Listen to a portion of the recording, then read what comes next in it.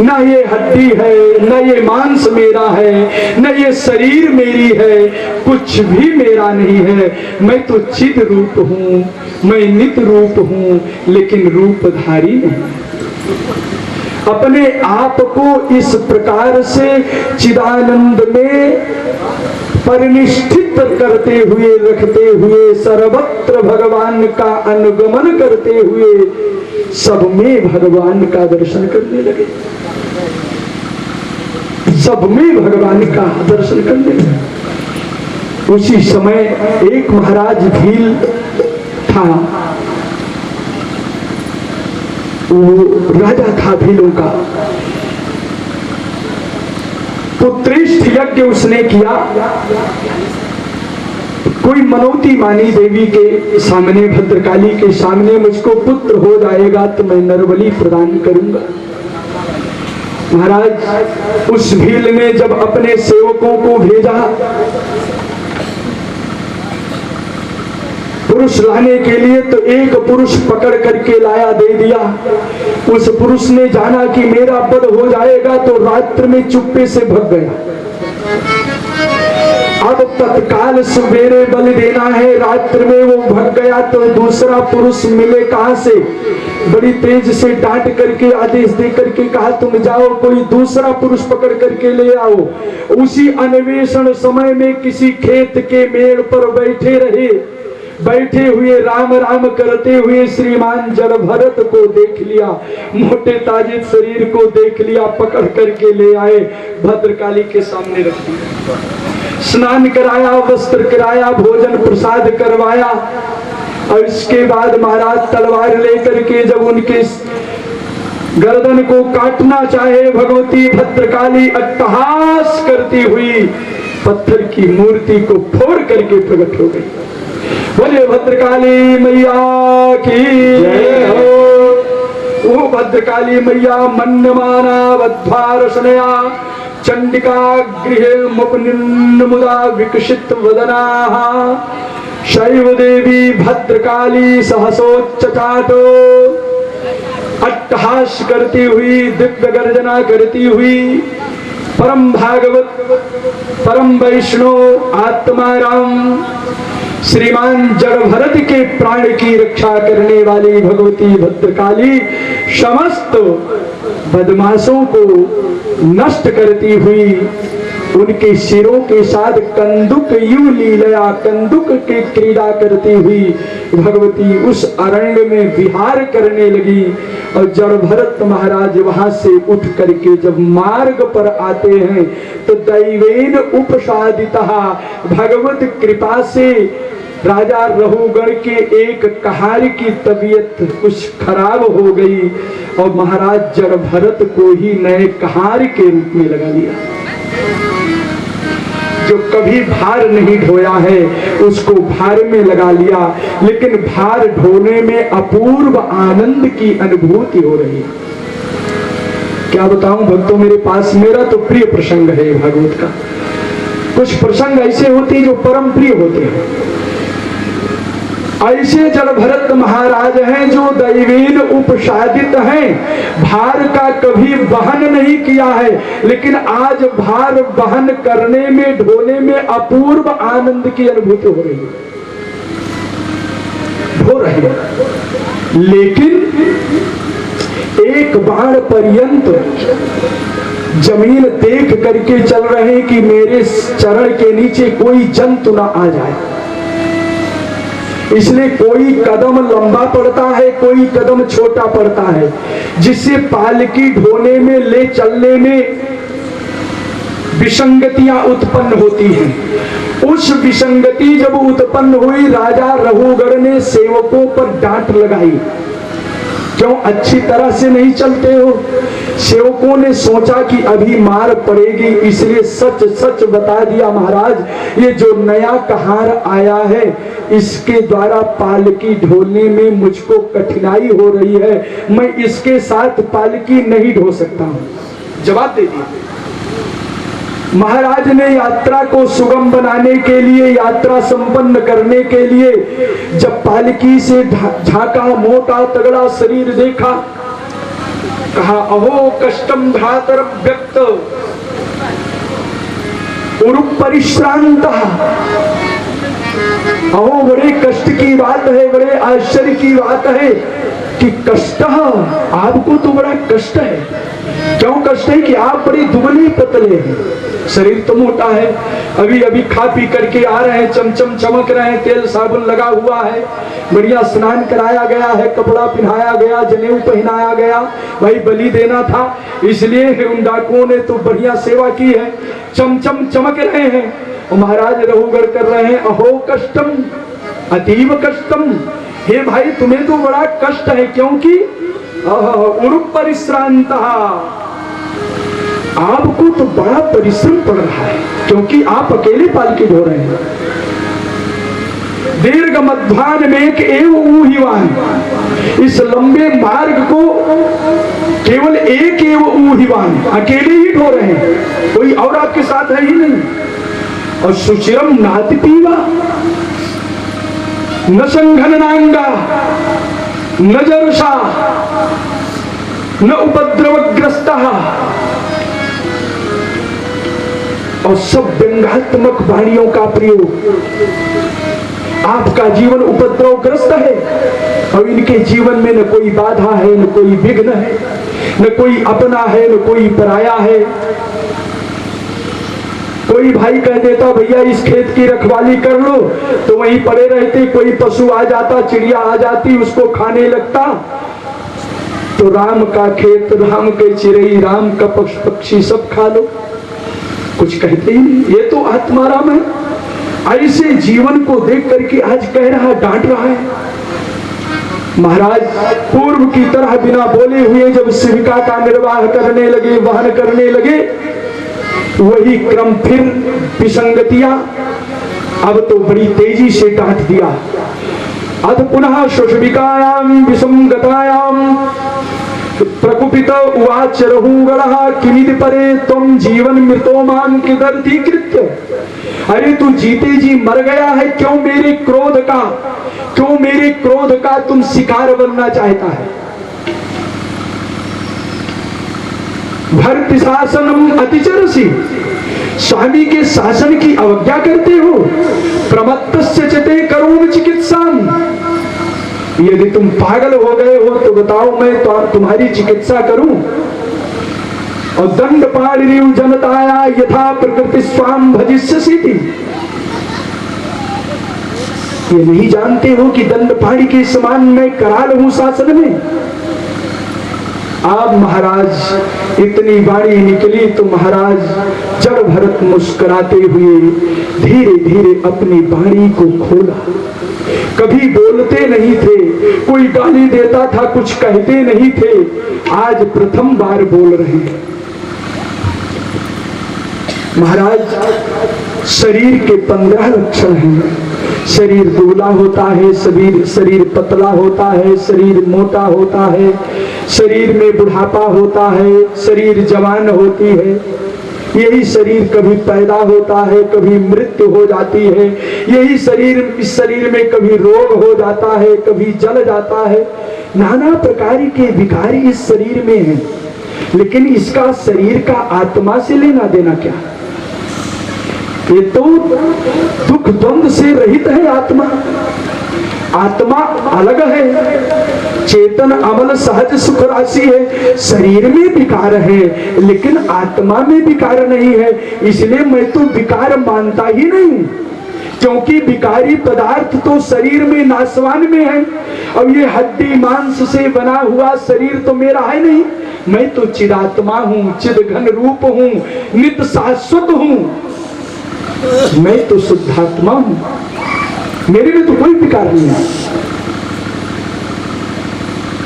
इतनी बारी सुना तो महाराज रथ से उतर गया, विमान से अपने पालकी से उतर गया, और पालकी से उतर करके त्वरया अवरु ही जल्दी जल्दी उतरा, लेकिन नम्र से पांव रखा और सिरसा पाद मूल उपसृत, अपने सिर को महाराज के चरणों में उपसृत समीप पर रख दिया, चरण पर। क्षमापयन, हे महाराज मुझे क्षमा कर दें, विगत नृप देव समयम इदमाहा।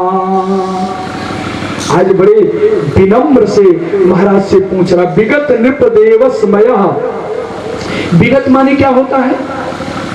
विगत माने निवृत्त होना। अच्छा ये बताओ, अहंकार को कौन छोड़ेगा? जब अहंकारी व्यक्ति के सामने शिक्षा देने वाला साधक, विद्वान, पिता माता कोई भी हो, श्रेष्ठ जन कोई भी हो, जब वो स्वयं विकार को छोड़ेंगे, अहंकार को छोड़ेंगे, तभी उनका उपदेश सार्थक होगा। यदि करनी और कथनी एक है, करनी कुछ है, कथनी कुछ है, अलग अलग है, तब तो प्रभाव नहीं पड़ेगा। लेकिन करनी कथनी एक है तो अवश्य उस साधक का प्रभाव उसके ऊपर पड़ेगा। तो यहां महाराज रघुगण बड़े अहंकारी राजा हैं, निरपराध लोगों को दंड देते हैं, थोड़े थोड़े दंड पर बहुत भयंकर दंड दे देते हैं, थोड़े से अपराध पर बड़ा भयंकर दंड दे देते हैं। लेकिन आज महाराज के उपदेश से, अहंकार रहित वाणी को, उपदेश को जब सुना तो अहंकार को छोड़ते हुए महाराज रघुगण चरणों में फाट पड़े, हे भगवान मुझे क्षमा करें, आप कौन हैं? आप कौन हैं? कस्तम निगूढ़ शरशेद्दुदानम् विभर्षि सूत्रं कथमोऽवधूतः कस्याशिकोत्रत्यैहापि कस्मात् क्षेमायनश्चेदति नोत शुक्लः क्षेमायनश्चेदति नोत शुक्लः। आप कौन हैं? आप कहीं इस निगूढ़ रूप में विचरण करने वाले महात्मा दत्तात्रेय तो नहीं है? निगूढ़ रसी निगूढ़ अनभिव्यक्ति ब्रह्मवर्चसः तुम कोवाचरसी। अपने पराये के भेदभाव से रहित होकर अपने आप को छिपा करके आप स्वतंत्र रूप में विचरण करने वाले कौन है? बहुत कुछ कहा है महाराज। आज महाराज के इस दिव्यात दिव्य मंगलमय प्रसंग को श्रवण करके जब भरत महाराज उनके अहंकार को, उनकी वासना को, उनकी जिज्ञासा को वहीं पर शांत करने का प्रयास किया और ये कहा, साधु अवज्ञा कर फल ऐसा और जरई नगर अनाथ कर जैसा। इतने तो साधु अवज्ञा कर दी है, आज इसको मैं डांटूंगा नहीं तो इस साधु अवज्ञा रूप